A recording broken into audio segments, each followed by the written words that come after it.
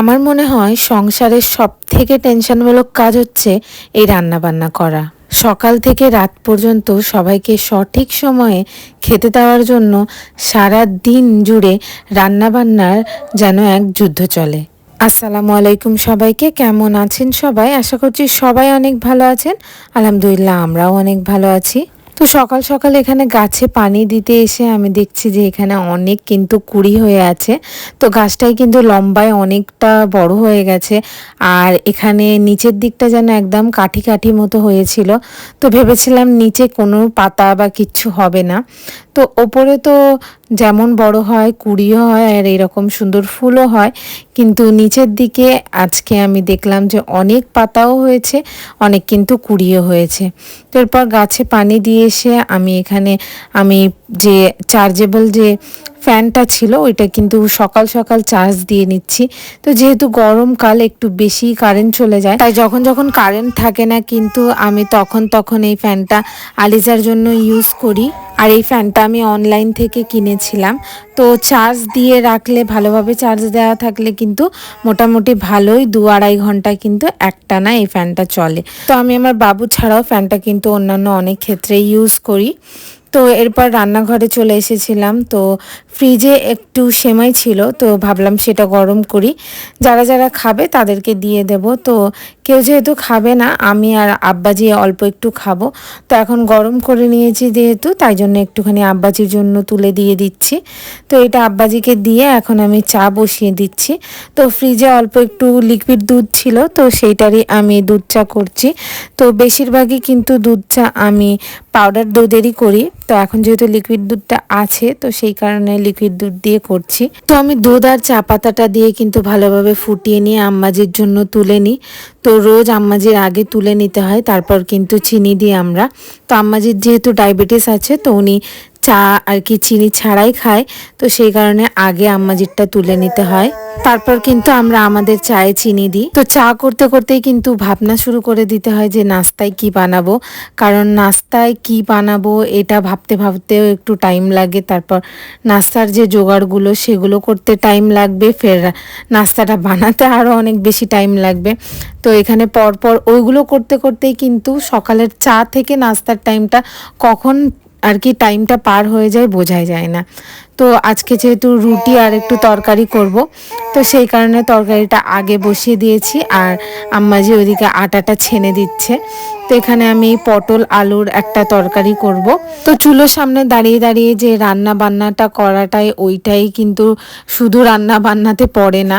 তো রান্না বান্নার আগে যে জোগাড়গুলো করে রাখতে হয়, কাটাকাটি বাছাবাছি, সেগুলোকে ধোয়া, ফের মাছ চিকেন এগুলো রান্না বান্না হলে সেগুলো যে আলাদা টাইম লাগে আর কি, ধোয়া বাছা এগুলো করতে, সেগুলো কিন্তু অনেকটা সময় সাপেক্ষ। তো একটা রান্না করতে না করতে কিন্তু আরেকটা রান্না করার কিন্তু টাইম চলে আসে। তো সকালে চা খাওয়ার সাথে সাথে কিন্তু নাস্তায় কি বানাবো সেইটার আর কি জোগাড় করা স্টার্ট করে দিতে হয়। ফের নাস্তাটা বানানো হয়ে গেলে খাওয়া হতে না হতে আবার যে দুপুরের রান্না বান্নাটা করব সেটার জোগাড় আর কি স্টার্ট করে দিতে হয়। আবার দুপুরের রান্না হয়ে গেলে কিন্তু আবার কিছুক্ষণ পর থেকে আবার সন্ধ্যের চা, সন্ধ্যের নাস্তা, আবার রাতের রান্না, এগুলো কিন্তু পর একটা সার্কেলে চলতেই থাকে। তো দুটো বাচ্চা সামলে কিন্তু সবাইকে সকাল থেকে রাত পর্যন্ত সঠিক সময় খেতে দেওয়ার জন্য সারা দিন যেন আমার একরকম রান্নাবান্নার যুদ্ধ চলে। তো সংসারে রান্নাবান্নাটা আমার কাছে টেনশনমূলক এই কারণেই মনে হয় যে একমাত্র এই রান্নার কাজটাই আমাকে তাড়াতাড়ি আর একেবারেই সঠিক সময়ে করতে হবে, যেহেতু সবাইকে খেতে দিতে হবে সেই দায়িত্ব আর কি থাকে, সেই কারণে। আর সংসারে যে অন্যান্য কাজগুলো কিন্তু আমি যখন চাইবো তখনই করতে পারি। তো করলেও কিন্তু কোনো রকম প্রবলেমও হয় না। বাচ্চাদেরকে ঘুম পাড়িয়ে বা রাত জেগে কিন্তু অন্যান্য সব কাজ করা যায়, কিন্তু রান্নাটা তো কিন্তু সময়ের কাজ, তো একদম সময়ে করতে হয়। তো কথা বলতে বলতে কিন্তু আমার তরকারিটা বসানো হয়ে গেছে। তো তরকারিটা সেদ্ধ হওয়ার জন্য আমি পাশের চুলায় দিয়ে দিয়েছি, আর এখানে আমি রুটিগুলো বেলে নিচ্ছি। তো এখানে আমি রুটিগুলো করে নেব। তো এই গরমে অন্যান্য রান্নাগুলোর থেকে কিন্তু রুটি করাটা সব থেকে কষ্টের। তো যেহেতু একটানা একভাবে দাঁড়িয়ে থাকতে হয় তাওয়ার সামনে, তো গরমটা অনেক বেশি লাগে, তো খুব বেশি কষ্টও হয়, কিন্তু রুটি তো করতেই হবে। তো এখানে পরপর আমি রুটিগুলো করে নিচ্ছি। তো এরই ফাঁকে ফাঁকে কিন্তু আমি বেবিকে দেখতে থাকি, তারপরে ওর যদি ফিড করানোর থাকে ওকে ফিড করানো, তারপরে কিছু চেঞ্জ করার থাকলে চেঞ্জ করানো।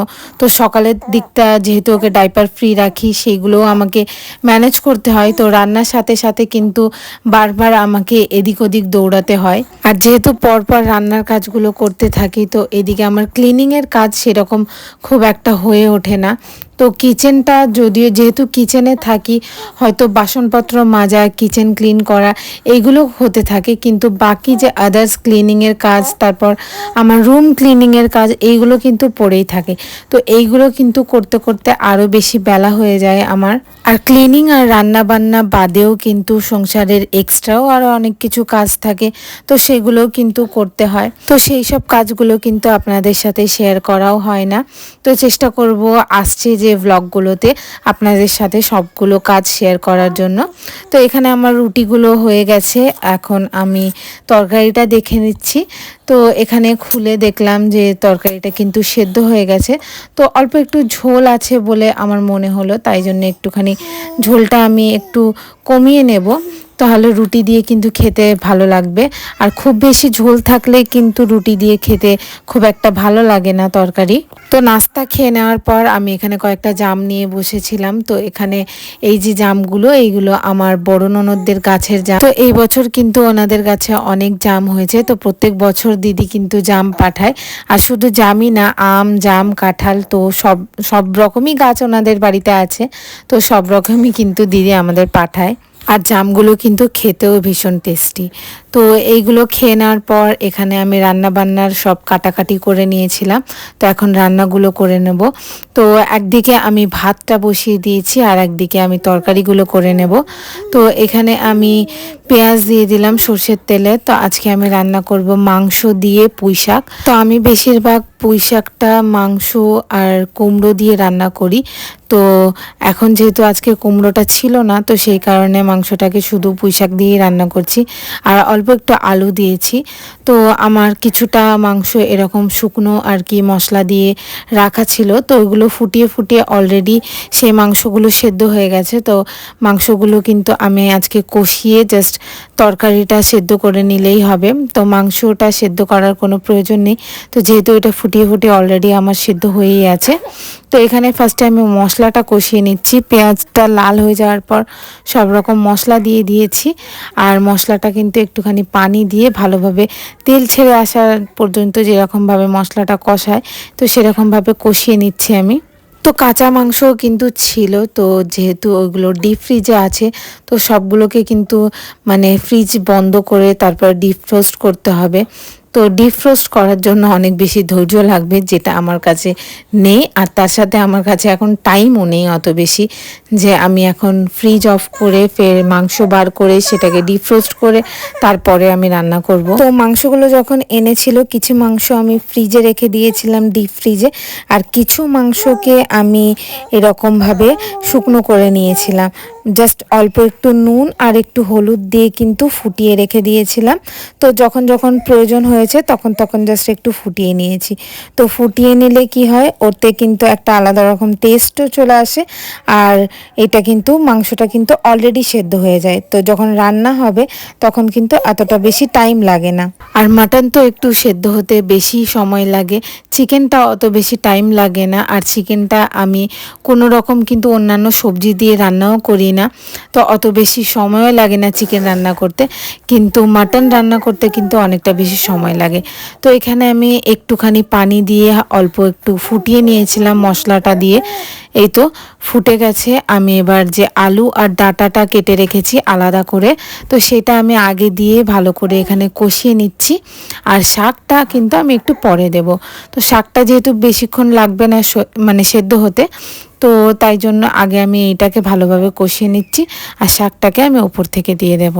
যদিও ফ্রেশ মাংস কিনে এনে এরকমভাবে রান্না করলে তার টেস্ট আলাদা হয়, আর এরকম শুকনো মাংস এরকম সবজি দিয়ে রান্না করলে তার টেস্ট কিন্তু একদমই আলাদা হয়।